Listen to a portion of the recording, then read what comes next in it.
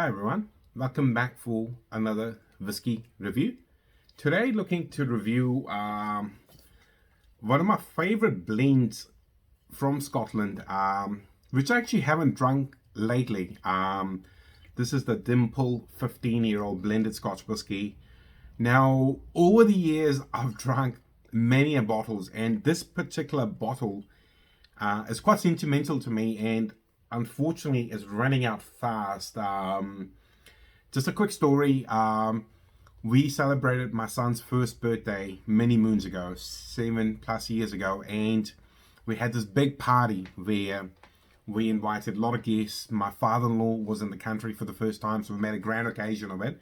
And as you would, you make any number of different drinks available at a function like that. You know, lots of beer, lots of cider, lots of wine. And my dad was very excited for his grandson's first birthday.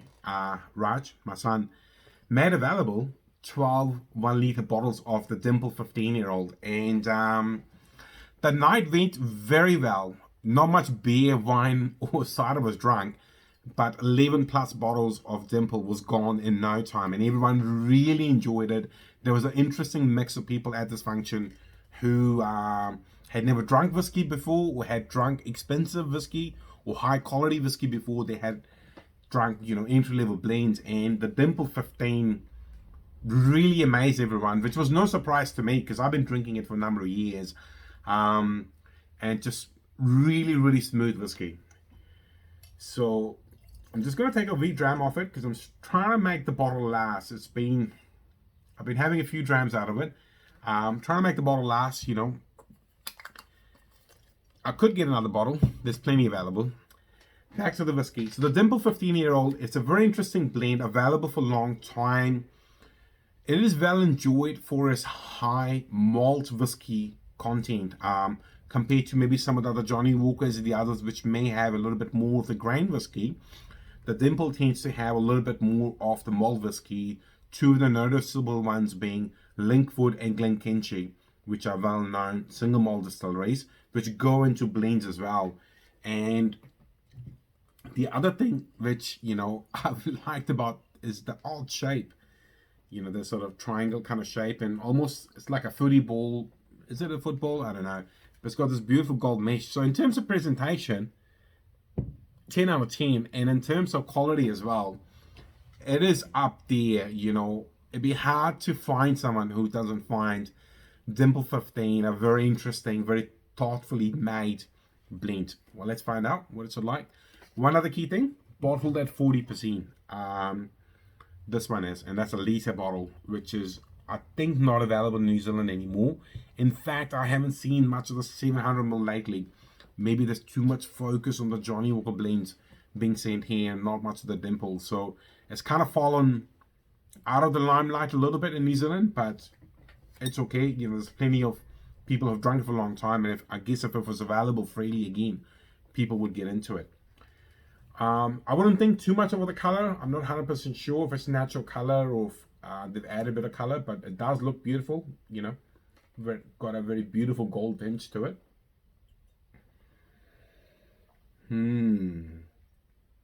So on the nose up front, you get kind of a very gentle, mild tropical fruit character. Gentle. It's there.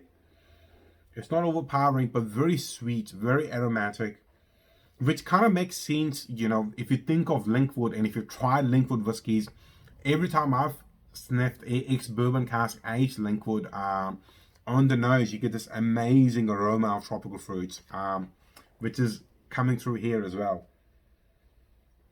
And there's almost like a baked apple with a gentle spice on the nose.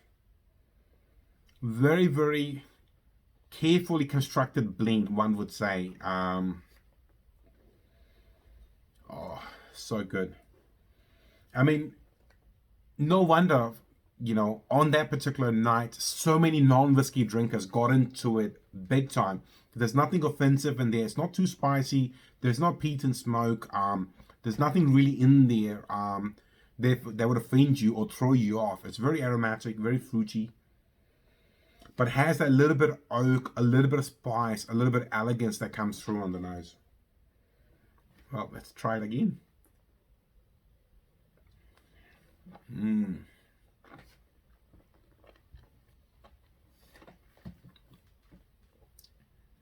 The spice on the palate is noticeable with that gentle oak character, just a little bit of pepper, and the sweetness. Very, very rich. The tropical fruit sweetness, almost like a stone fruit character. And the oak keeps going.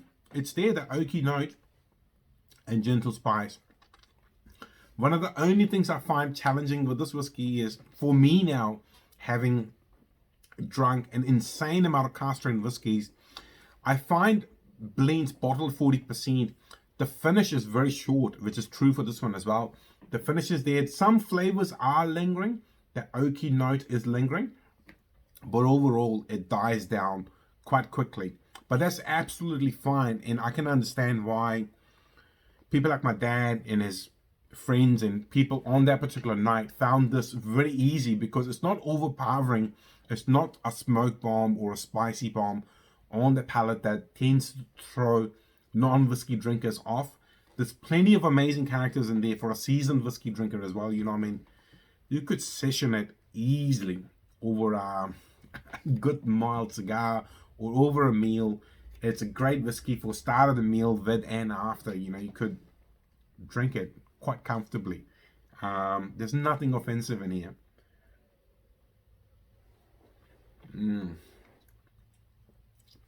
Very, very good. And